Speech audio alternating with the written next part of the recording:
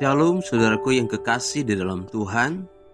Hari ini kita akan kembali merenungkan firman Tuhan. Sebelumnya kita akan berdoa terlebih dahulu. Bapa di dalam surga, kami mengucap syukur kepadamu atas pemeliharaanmu, pertolonganmu di dalam kehidupan kami. Kami akan kembali merenungkan firman-Mu. Bila kebenaran menjadi kekuatan dalam menjalani kehidupan kami sepanjang hari ini. Berkati kami dengan firman-Mu. Kuatkan kami dengan firman-Mu. Teguhkan pengharapan kami dengan firman-Mu. Di dalam nama Tuhan Yesus kami berdoa. Haleluya. Amin. Saudaraku, hari ini kita akan merenungkan firman Tuhan yang terdapat dalam kitab Yudas pasal yang pertama ayat yang 1 dan ayat yang kedua. Dari Yudas hamba Yesus Kristus dan saudara Yakobus, kepada mereka yang terpanggil, yang dikasihi dalam Allah Bapa dan yang dipelihara untuk Yesus Kristus, rahmat, damai sejahtera dan kasih kiranya melimpahi kamu. Amin. Saudaraku yang kekasih di dalam Tuhan, Yudas menulis surat ini kepada orang-orang Kristen untuk bisa mempertahankan iman mereka, karena ada banyak ajaran-ajaran yang palsu sudah masuk menyusup ke dalam gereja yang mempengaruhi iman mereka, sehingga ada banyak orang yang goyah. Yudas menulis surat ini agar mereka yang sudah menjadi Kristen, percaya kepada Yesus, bisa mempertahankan iman mereka. Di pendahuluan surat ini, Yudas mengungkapkan dan meneguhkan mereka kembali siapa orang Kristen itu. Dan hari ini kita juga akan belajar siapa orang Kristen itu. Yang pertama, orang Kristen itu adalah orang yang terpanggil. Jadi kehidupan orang percaya kita, termasuk saya dan saudara, adalah orang-orang yang dipanggil oleh Allah, yang dipilih oleh Allah. Untuk apa Tuhan memilih kita? Yang pertama adalah untuk menyelamatkan kita dari segala dosa dan pelanggaran kita. Yang kedua, Allah memanggil kita supaya kita hidup kudus, hidup berbeda di tengah-tengah dunia ini.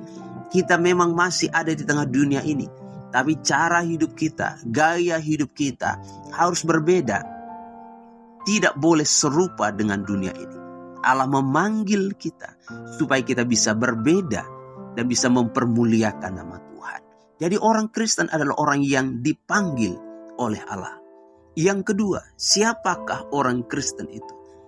Orang Kristen itu adalah orang yang dikasihi dalam Allah Bapa. Tuhan mengasihi dunia, benar Tuhan mengasihi dunia. Tetapi tidak semua orang yang ada di dunia ini mengasihi Allah. Banyak orang menentang Tuhan, menentang kebenarannya, menolak kehadiran Tuhan. Tetapi orang-orang yang menerima Yesus, percaya kepada Yesus, adalah orang-orang yang akan menerima kasih Allah itu, akan merasakan kasih Allah itu, yaitu kasih yang menyelamatkan, kasih yang memulihkan, kasih yang mengampuni, kasih yang membawa kehidupan kita pada kebaikan-kebaikan Allah, kasih yang membawa hidup kita pada maksud-maksud dan rencana Allah. Jadi kita harus tahu bahwa saya dan saudara semuanya adalah orang-orang yang dikasihi oleh Allah.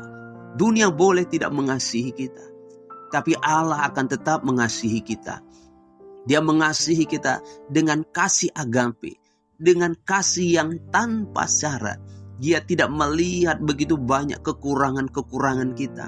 Dia tidak melihat begitu banyak kelemahan-kelemahan kita. Tapi kasih Allah tidak pernah berubah. Sekalipun kita sering kali berubah-ubah karena situasi dan keadaan. Oleh karena kita harus tetap mempertahankan iman percaya kita. Kita harus setia kepada Tuhan. Karena Allah mengasihi kita dengan kasih yang kekal. Haleluya. Yang ketiga, siapakah orang Kristen itu? Orang Kristen itu adalah orang yang dipelihara untuk Yesus Kristus. Jadi kehidupan saya dan saudara adalah orang-orang yang dipelihara. Maka dari itu kita tidak perlu khawatir. Karena firman Tuhan berkata, burung di udara Tuhan pelihara, bunga bakung di ladang Tuhan dandani. maka orang-orang yang percaya pun pasti akan dipelihara oleh Tuhan. Kita dipelihara untuk memuliakan nama Tuhan. Kita dipelihara bukan berarti kita tidak bekerja. Karena burung itu bisa makan. Allah tidak pernah membawa makanan ke dalam sarangnya burung. Tapi burung itu dia keluar, harus mencari, harus berusaha. Dan Allah menyediakan berkatnya entah di mana. Burung itu tetap berusaha sehingga dia bisa terpelihara. Demikian juga kehidupan kita. Kita tetap harus berdoa. Kita harus tetap bekerja. Apa yang bisa kita kerjakan, lakukanlah.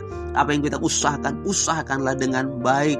Kita terus berharap, bersandar hanya kepada Tuhan. Karena sumber segala berkat, sumber segala pemeliharaan itu ada di dalam Tuhan. Dan kita dipelihara untuk Yesus Kristus, bukan untuk dunia ini. Kita dipelihara bukan untuk kesenangan kita, tapi kita dipelihara untuk Yesus Kristus. Jadi hidup kita dari Tuhan, kita harus kembalikan kepada Tuhan. Kita harus pakai untuk kemuliaan nama Tuhan. Ketika kita tahu bahwa hidup kita dipelihara untuk Yesus Kristus, maka kita harus belajar hidup berkenan dan menyenangkan hati Yesus Kristus. Karena pada akhirnya dialah yang akan kita nantikan. Dialah yang kita tunggu pada kedatangan yang kedua. Untuk membawa kita pada keselamatan yang sempurna. Asal kita tetap teguh dalam iman pengharapan kita. Asal kita tetap setia sampai akhir hidup kita. Oleh karena itu mungkin ada banyak hal-hal yang bisa menggoncang iman kita. Yang bisa membuat kita ragu. Yang bisa membuat kita khawatir. Tetapi mulai firman hari ini kita diingatkan kembali. Siapakah kita di hadapan Tuhan? Bahwa kita adalah orang yang dipanggil. Kita adalah orang yang dikasihi. Kita adalah orang-orang yang dipelihara. Maka dari itu kita harus tetap kuat di dalam Tuhan. Tetap setia di dalam Tuhan.